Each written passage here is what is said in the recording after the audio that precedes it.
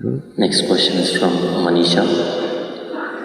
We have heard that in our culture there are many ways to boost immunity with the local resources available at home. Could you shed more light on building resistance using home remedies? Well, building up immunity is not going to happen overnight, this we must know.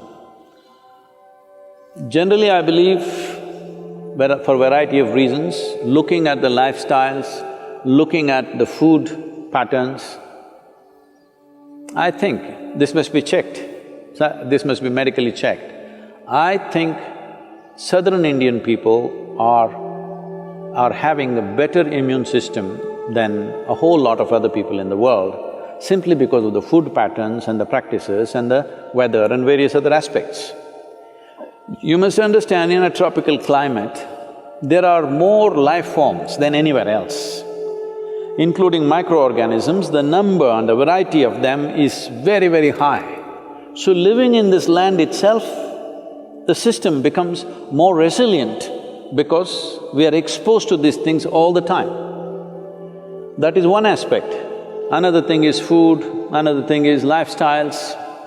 All these aspects are there. Being farming communities largely, most of us, if not in this generation, in the previous generation, we've all come from farming communities.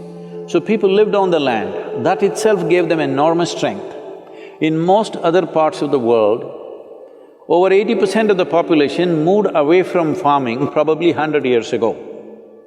In India, we've just moved away from the land only in the last 25, 30 years ago. This benefit is still there with us. It will not stay with us if if everybody starts living in high-rise apartments without being in contact with the ground and start living like lab rats, protected from everything, well, our immunity also will go down. But I think we still have this advantage. But right now, what can I do to boost my immunity? As I said, it's not an overnight solution, but in a period of time, you can do this. Well, let me talk about very common things available. One thing is, I must say this, we are sacred ash people, we are always ash smeared one way or the other. There are different types of ashes, if you know how to use it. I can't go about giving you instructions of this over the on the web, but if you learn to use it properly, it helps. Neem is available almost right across the country except in the mountainous places. Daily consumption of neem leaves. Turmeric is anyway available. Now they are making what is called as nano-turmeric, where the absorption rate is way higher than the normal turmeric, which also greatly enhances your immune system. If you soak the gooseberry or the amla or the nallikai in honey overnight, along with some broken pepper, black pepper or green pepper. Green pepper, I'm saying for those of you who are in other countries, green pepper does not mean chili. We mean to say raw pepper.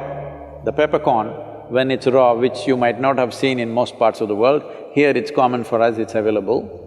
So, soak it in honey and every day about 3 spoons, 3 times a day. It works best, all these things work best when you're on an empty stomach, that's the first thing that you take. If you do these things, you can see a significant increase in your immune system. I would say in 4 to 8 weeks, one can see significant betterment of one's immune system. There are yogic practices which are hard to teach, but right now, just doing a chant and doing Isha Kriya, this will also enhance your immune system.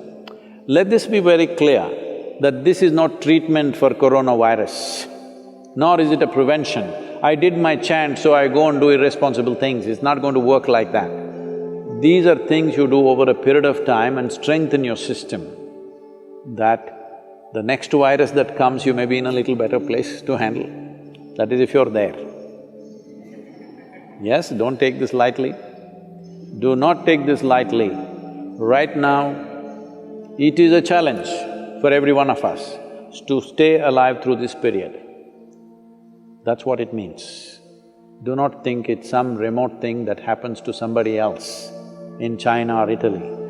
Right now, if you stay alive through these 6 to 8 months, that means we have handled this responsibly. If every one of us stay alive, that means we are good.